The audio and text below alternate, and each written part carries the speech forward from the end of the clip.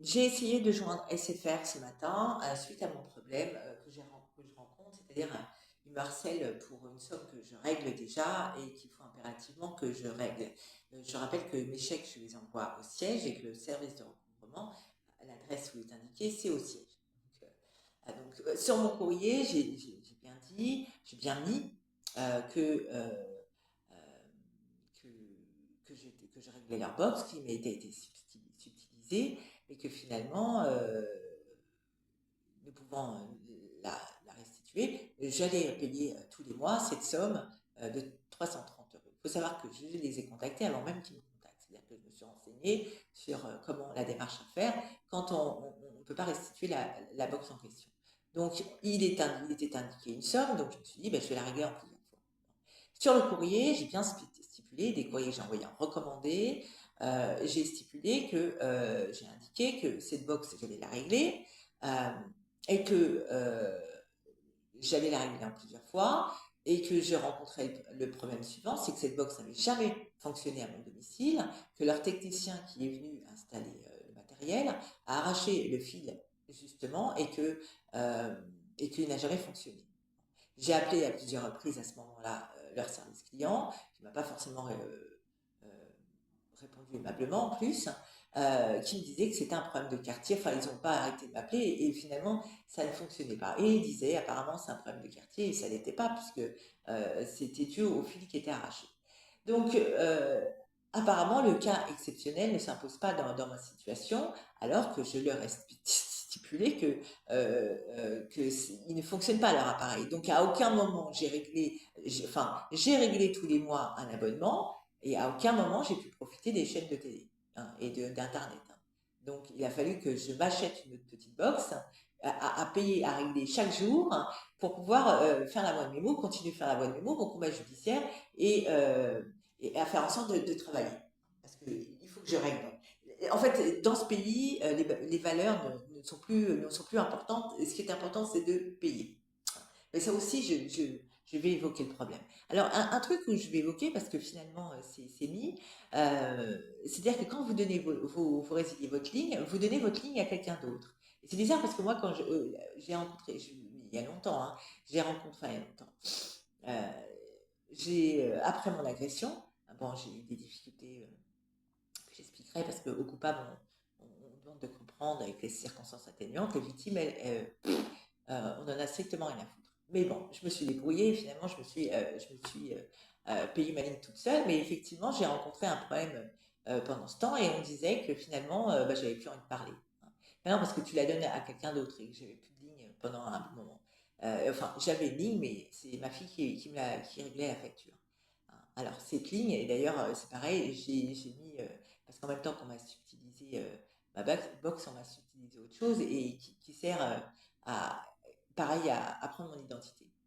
Alors, c'est pour ça que c'est répétitif et qu'on ne dise pas qu'en France, on n'est pas au courant, parce que franchement, c'est du foutage de gueule. Alors là, bon, je reste là-dessus. Donc, finalement, comme je suis harcelée tous les jours, pratiquement tous les jours, avec des messages SFR, alors que j'ai envoyé des courriers recommandés, hein, on se demande pourquoi en France on envoie des lettres recommandées, finalement, si à aucun moment elles sont lues. Parce que moi, je me pose la question. Donc, à quel moment SFR prend en compte ce cas exceptionnel? Il faudrait quoi? Que je sois morte, hein, peut-être, hein, pour accepter mes règlements plusieurs fois. C'est quand même assez hallucinant. Donc, j'essaye de les appeler, et puisque j'ai justement cette facture qui n'est pas réglée, je ne peux avoir personne au bout du fil. C'est quand même un comble.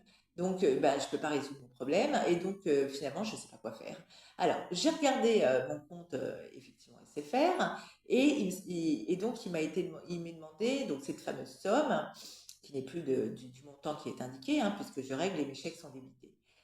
Et d'une autre somme, finalement, qui ne correspond à rien, c'est-à-dire que malgré mes différends avec SFR et ayant besoin pour travailler, j'ai souscrit à une autre box. Une autre box. Euh, et, euh, et celle-ci, elle est réglée. Par contre, là, ils me disent qu'elle n'est pas réglée, alors que moi, je sais que j'ai regardé mon compte, les 56,98 € ont été réglés. Après, il y a une autre somme qui m'est demandée, mais c'est bizarre parce que je n'arrive pas à comprendre d'où vient cette somme, parce qu'il m'est indiqué que je payais moins de téléphone parce que j'avais souscrit à cette box. Et du coup, là, on m'en demande. Donc, c'est pareil, hein, je n'arrive pas à avoir personne en ligne pour savoir ce que c'est cette facture, parce que régler une facture supplémentaire sans savoir ce que c'est, faut pas exagérer, en fait. Donc, moi, je pense que SFR exagère et que finalement, si. Qu'est-ce qu'ils veulent? Non, mais parce que finalement, moi, je règle. Qu'ils aillent emmerder ceux qui ne règlent pas, à la limite, ça se comprendrait, mais faire emmerder une personne qui règle tous les mois par chèque une somme, et puis c'est répétitif. Mais là, je vais rester sur SFR. Hein. Donc, je peux avoir personne en ligne, finalement, et que mon problème ne sera toujours pas résolu et qu'on menace de couper ma ligne. Donc, comme ça, après, on me dira encore que je ne vais plus parler. Euh, et que donc on me menace de couper ma ligne, c'est-à-dire que même mon travail et la boîte mémo, mais ils connaissent pas la boîte mémo parce qu'apparemment, hein, parce que je leur ai déjà dit, hein, parce que l'histoire de Nathalie, ils connaissent déjà d'une, et de deux, je leur ai déjà évoqué la boîte mémo et sur mes courriers, je leur ai mis que j'étais la boîte mémo. Donc, donc en fait, ces petits trucs que je vais garder, en plus de la CAF et tous ces genres de choses, je vais démontrer qu'en France, c'est ta ligne, on la donne à quelqu'un d'autre parce que finalement, on veut plus que tu parles. Donc là, c'est à se demander si c'est la justice qui dirige ce pays et ses institutions ou si c'est les entreprises. Hein, parce qu'apparemment, si j'ai plus de ligne, je ne veux plus parler. Hein. Et après, on m'a dit pourquoi c'est ma ligne. Enfin bref.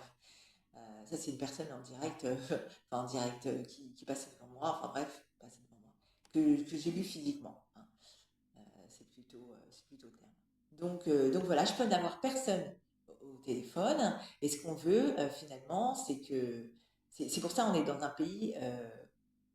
On est dans un pays d'agresseurs et de harceleurs. Hein. Voilà, on essaye à tout prix de te faire taire parce que ta réalité, on n'en veut pas, parce qu'on la connaît et que tout ça, c'est accepté en fait. Parce que finalement, on pense que ce pays, et je le dis, n'est pas avec les victimes. Toutes ces entreprises sont avec les coupables, les agresseurs. Hein, parce que moi, sur la bonne mémo, j'ai bien expliqué. Hein, et que ce phénomène, il existait même avant la bonne mémo, parce que justement, la bonne mémo, je l'ai mis en place pour expliquer ce phénomène, pour que les gens sachent à quoi ils participaient en fait.